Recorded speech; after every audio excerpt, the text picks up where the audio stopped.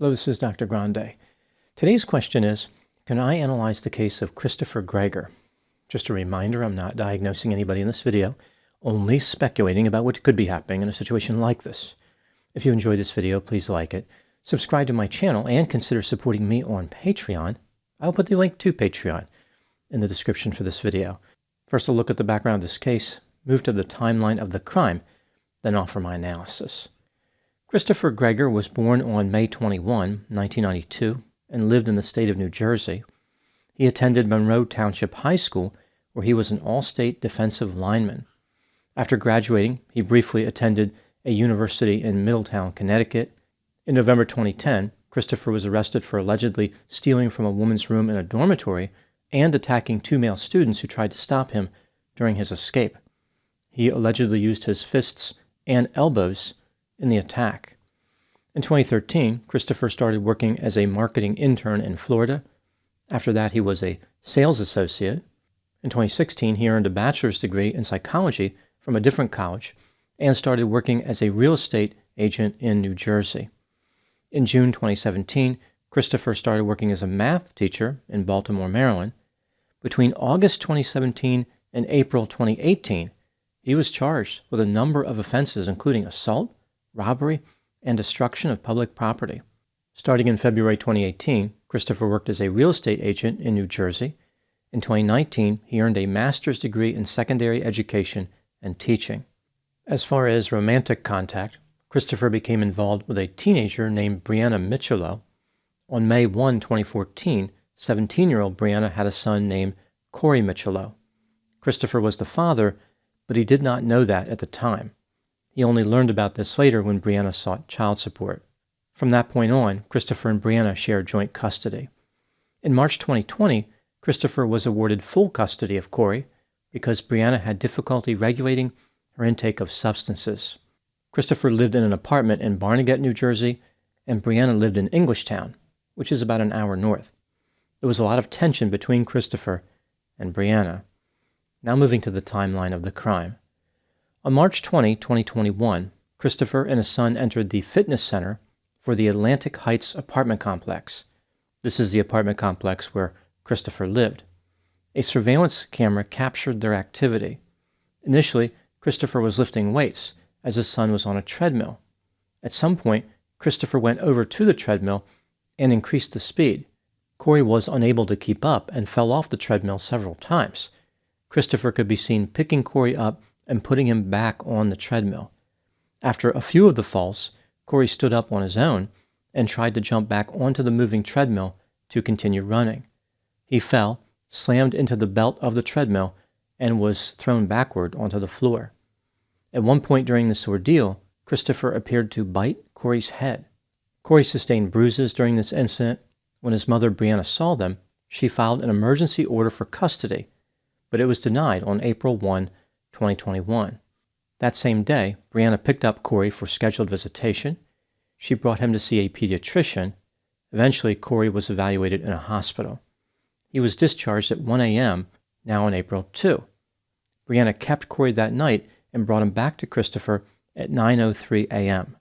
At 3:48 p.m., still on April 2, Christopher brought Corey to the Southern Ocean Medical Center in Manahawkin. He told medical providers that Corey woke up from a nap, slurring his words, stumbling, nauseated, and experiencing shortness of breath. As a CT scan was being administered, Corey started having seizures. Medical providers attempted to save his life, but they were not successful. Corey was pronounced dead at 5:03 p.m. Christopher did not wait around to see what would happen next. Rather, he left the hospital. He drove to Tennessee before returning to New Jersey. On the next day, April 3, an autopsy was performed on Corey's body. The medical examiner ruled that Corey's death was caused by blunt force injuries with cardiac and liver contusions, acute inflammation, and sepsis. At that time, the manner of death was ruled undetermined.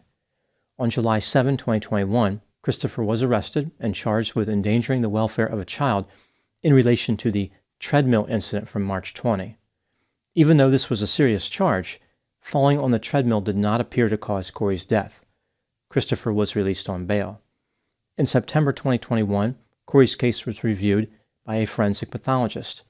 The pathologist believed that 4 to 12 hours prior to Corey's death, he sustained blunt impact injuries to the chest and abdomen with laceration of the heart, left pulmonary contusion, and laceration and contusion of the liver. On March 3, 2022, Corey's manner of death was ruled homicide. On March 9, Christopher Gregor was arrested again and additionally charged with first-degree murder. The state claimed that he knowingly caused serious bodily injury resulting in the death of another.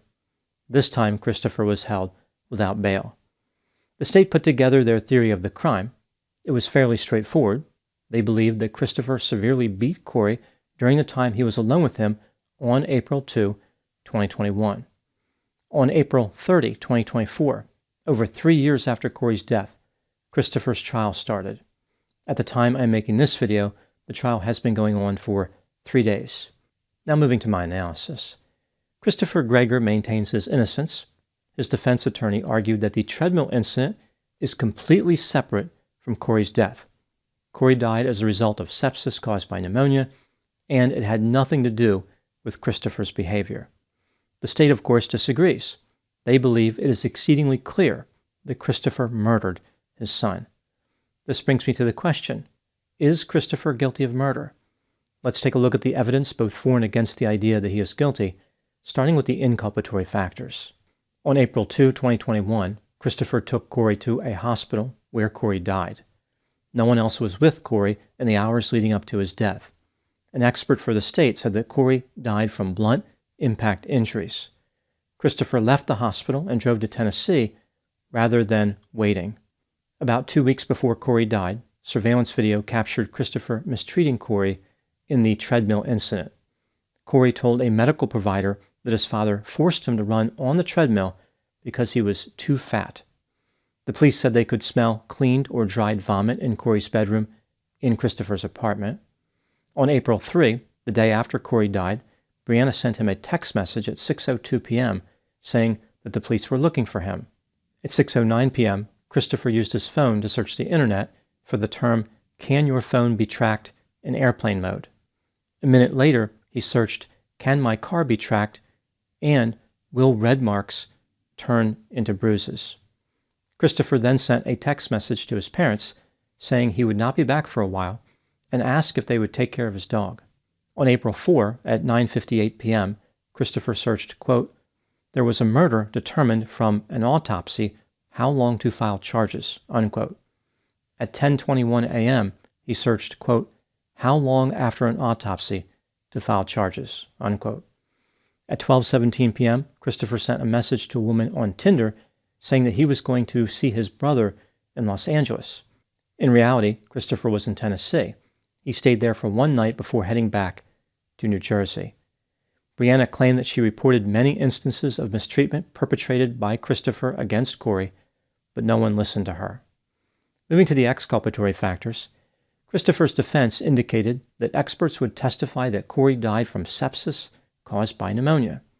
As far as the other injuries observed on Corey, life-saving techniques used by medical providers could have been the cause.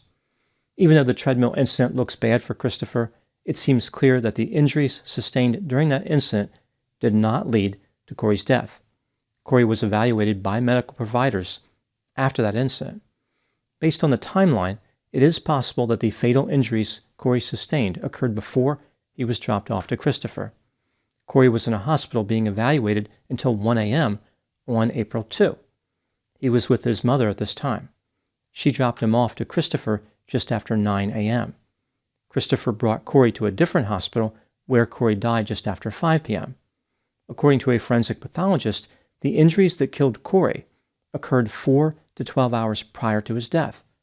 This means that Corey was attacked sometime between 5 a.m. and 1 p.m. During the first 4 hours of that time range, Corey was with Brianna. Christopher's defense argued that when Brianna took her son to the hospital, she was told that he might have sepsis as a result of complications from pneumonia. Brianna chose to take him out of the facility against medical advice and took him to Christopher. If she was so worried about Christopher harming Corey, why did she do that? On the stand, Brianna admitted that she regularly used methamphetamine years earlier. Just before Corey died on April 2, Brianna texted her boyfriend and asked him to get her methamphetamine. She admitted that after Corey died, she threw bones, eggs, rocks, and dead fish at the house where Christopher's parents lived. When considering all the evidence in this case, do I think that Christopher Gregor is guilty of murder? Yes, I believe he is guilty beyond a reasonable doubt. When considering the Treadmill Incident, it's reasonable to believe that Christopher regularly mistreated Corey.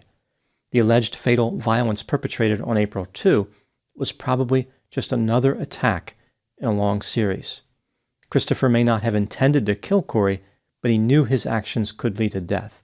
There is no way to be sure about what a jury might do, but I would be surprised if Christopher was acquitted.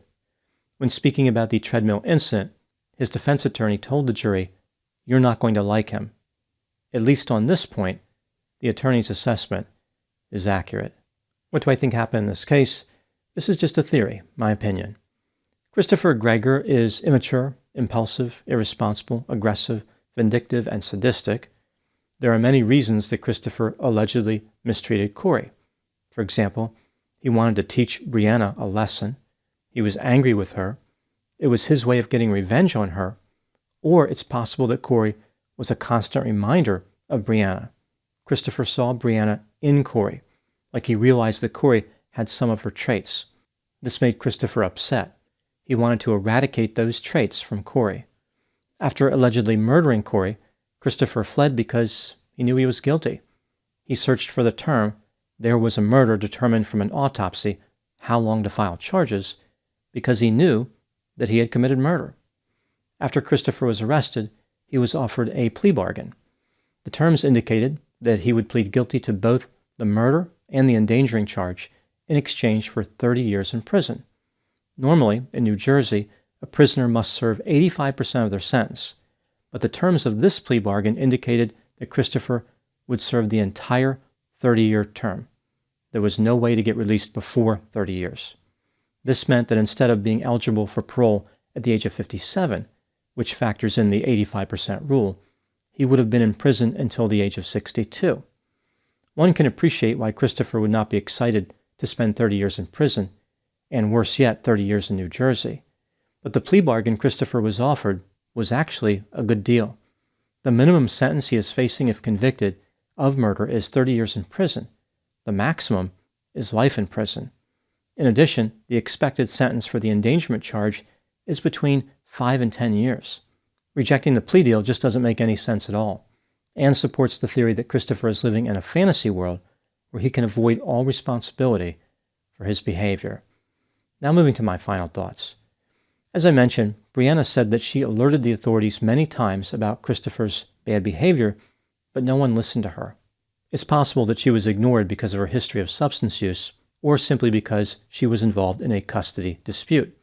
It is not unusual for individuals in these types of disputes to lie about each other. The lesson learned in this case is how it's important for the authorities to investigate all allegations, even those made by people who may have an ulterior motive. One thing about this case is certain. The circumstances conspired in such a way that Corey did not have any chance of remaining safe. The Treadmill Incident is a metaphor for his impossible situation. No matter how fast he tried to run, there was no way to escape. Those are my thoughts on the case of Christopher Gregor. Please put any opinions and thoughts in the comment section. They always generate an interesting dialogue. As always, I hope you found my analysis of this topic to be informative. Thanks for watching.